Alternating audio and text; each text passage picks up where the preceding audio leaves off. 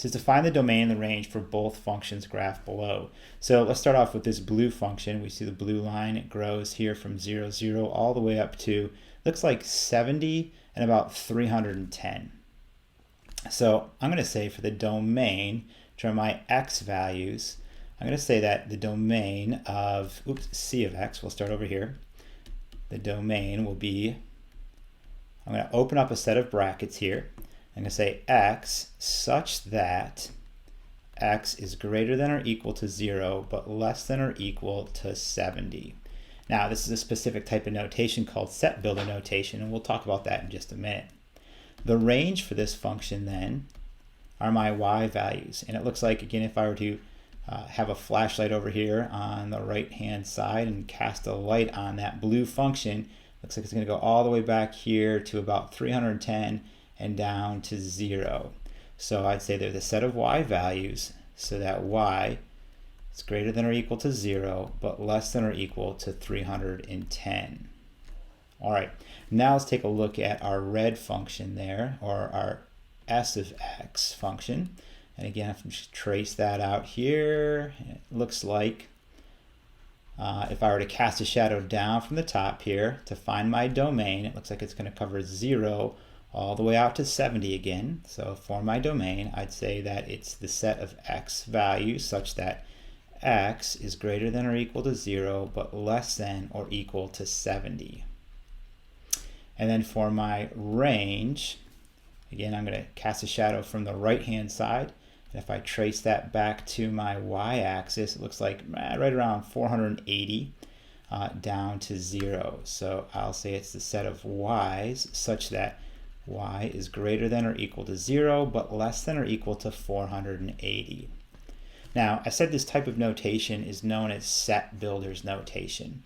And SetBuilder's notation uses this form of opening with a squiggly bracket, listing your variable, drawing in a vertical line here, and then giving a range of those values that that variable goes between. So this is used to list the domain of s of x. It's called SetBuilder's notation. It's read the set of all x such that x is less than or equal to, and x is less than or equal to, I'm sorry, this is not x here.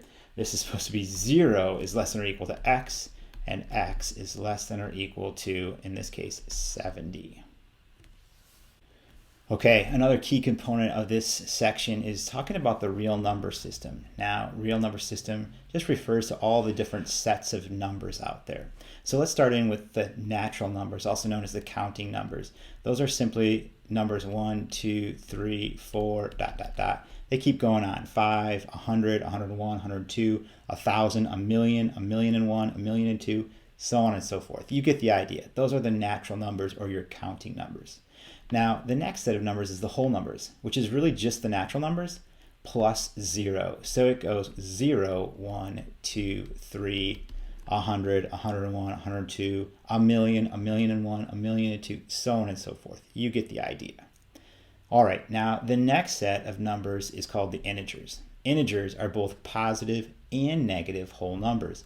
So they include numbers like negative 100, negative 99, negative 3, negative 2, negative 1, and 0, and 1, and 2, and 3, and 4, and 5, and 100, 101, 102, a million, 1,000,001. You get the idea. Those are the integers. Now, those three sets are very popular, and we'll use those quite a bit. The next set is called the rational numbers. Now, rational numbers are the set of numbers that can be expressed as a fraction or a ratio of whole numbers or integers. So, for example, 1/4, which results in 0.25. These are decimals that end, they terminate. 3/4 or 4/7, or so on and so forth, or negative 5/12. These are all examples of rational numbers, and these can all be converted to decimals. Some of them you know, some of them you don't know, but all those decimals terminate or they end. Now, the next set is irrational numbers. Irrational numbers cannot be written as a ratio between integers. So, for example, the number like the square root of 5. This is a non-ending decimal. non-terminating decimal. Same thing with the number pi. You know as 3.141592 ... Again, it's non-terminating, non-ending, and these are the set of irrational numbers. Now, all of these sets fall inside the real number system, which essentially are all numbers that we'll end up using this year. Okay, let's take a look at a few more examples here. In example 1, it says to use this graph P of x, give the domain the range. So the domain falls along the x-axis. If I'm to cast a shadow from that graph, I see that it's going to extend from -3 to +4. So I'll say my domain is the set of x values such that x is greater than or equal to -3, but less than or equal to +4.